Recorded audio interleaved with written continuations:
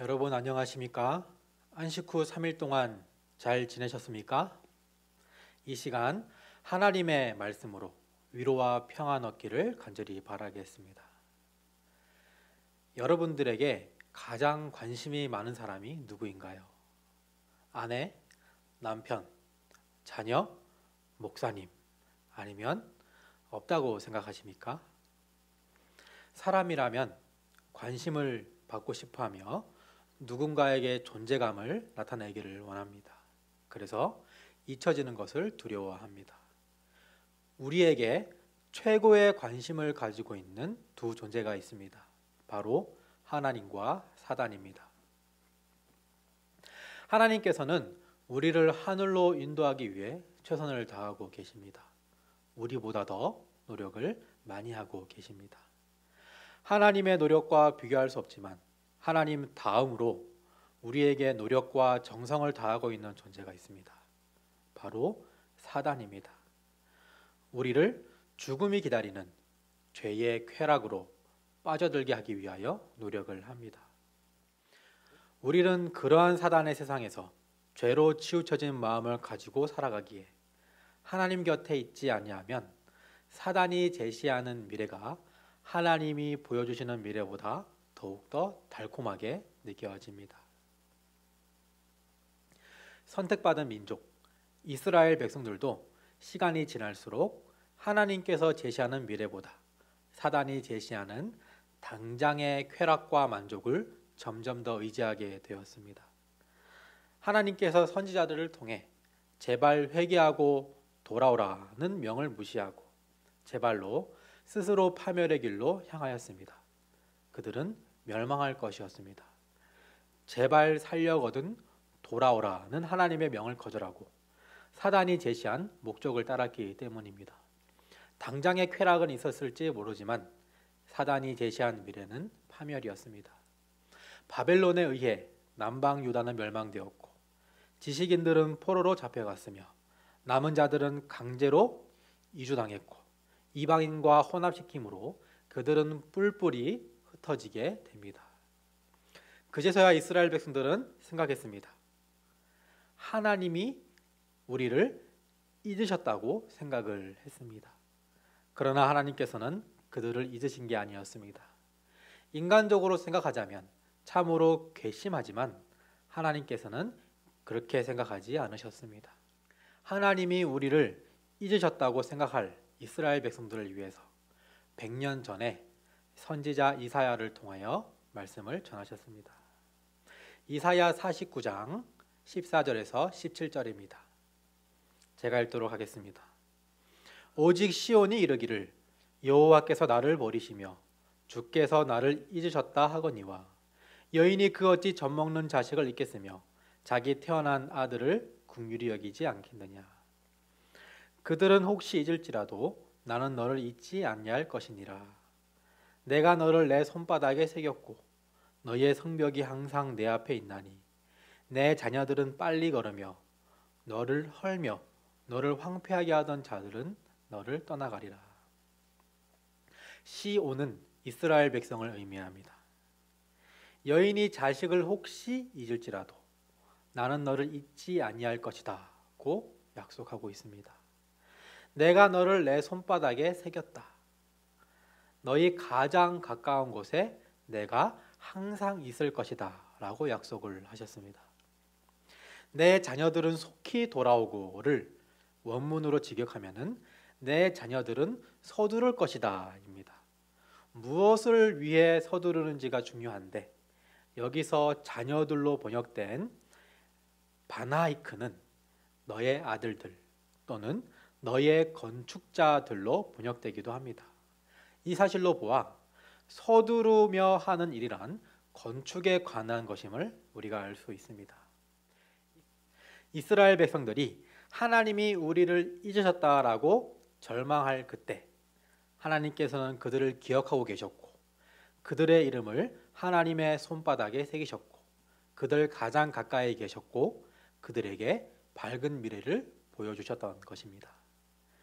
하나님께서 이사야 선지자를 통해 보여주신 예언대로 이스라엘 백성들은 성전을 중건하며 예루살렘으로 돌아올 수 있었습니다. 우리도 살아가며 하나님을 찾을 때가 있습니다. 우리는 앞만 보며 살아가는 죄인들이라 이렇게 어려움이 있을 때에 하나님을 더 찾게 됩니다. 우리가 하나님을 잊고 있었더라도 하나님은 우리를 잊지 아니하셨으며 우리가 하나님을 기억하지 못하였다 할지라도 항상 하나님은 우리 가장 가까이에 계셨으며 성육신하신 아들 하나님의 손바닥에는 우리를 향한 사랑의 흉터, 못자국이 새겨져 있습니다. 세상의 그 어떤 사람들이 날 잊었더라도 하나님은 여전히 변찮는 관심을 우리에게 보여주십니다. 나의 미래가 암울하여 절망하고 있을 때에, 나의 미래가 보이지 않을 때에 하나님은 우리의 미래를 보시며 우리를 하늘에 인도할 계획을 가지고 계십니다. 각 시대의 대쟁투 626에서 627페이지를 읽도록 하겠습니다.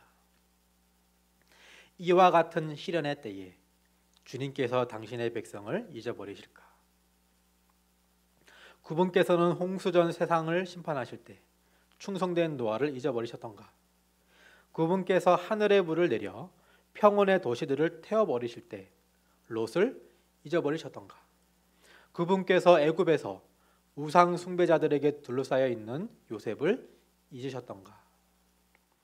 그분께서는 이세벨이 바알 선지자들의 운명과 같이 만들겠다고 엘리야를 위협하는 맹세를 했을 때 그를 잊어버리셨던가? 그분께서는 풀무불에 던져진 훌륭한 새 청년을 잊으시거나 사자굴에 들어간 다니엘을 잊으셨던가? 비록 원수들이 그들을 옥에 가둔다 할지라도 감옥의 벽이 그들의 영혼과 그리스도와의 교통을 차단시킬 수는 없다. 그들의 모든 연약함을 보시고 모든 시험을 잘 아시는 그분께서는 세속적인 모든 권세를 초월하신 분이시다. 천사들은 적막한 옥에 갇혀 있는 그들을 찾아가서 하늘의 빛과 평화를 줄 것이다. 그 감옥은 마치 궁궐처럼 될 것이다. 왜냐하면 거기에는 믿음이 많은 사람들이 있으므로 마치 바울과 실라가 빌립보 감옥에서 밤중에 기도하고 참회했을 때처럼 그 음산한 담벼락이 하늘빛으로 빛날 것이기 때문이다. 비록 우리가 교회에 나가지 못하는 상황에 처했다 할지라도 코로나라는 벽이 있을지라도 그것이 우리와 하나님의 교통을 차단시킬 수는 없습니다. 우리가 어디든지 하나님을 찾는 그곳에 하늘의 빛과 평화가 있을 것입니다. 홀로 기도하는 것이 아니라 하나님께서 보내신 천사들과 함께 있을 것입니다. 지금 계신 그곳에서 믿음으로 기도하시고 참여하시기를 간절히 바라겠습니다. 말씀을 준비하며 예전에 접했던 시 한 편이 떠올랐습니다. 작자 미상의 하나님은 어디 계셨습니까? 라는 시입니다. 제가 읽어드리도록 하겠습니다. 하나님은 어디 계셨습니까? 내가 힘들 때 하나님은 어디 계셨습니까? 내가 아플 때 하나님은 도대체 어디 계셨습니까? 불러도 불러보아도 왜 응답하지 않으셨습니까? 찾아도 찾아보아도 왜 보이지 않으셨습니까?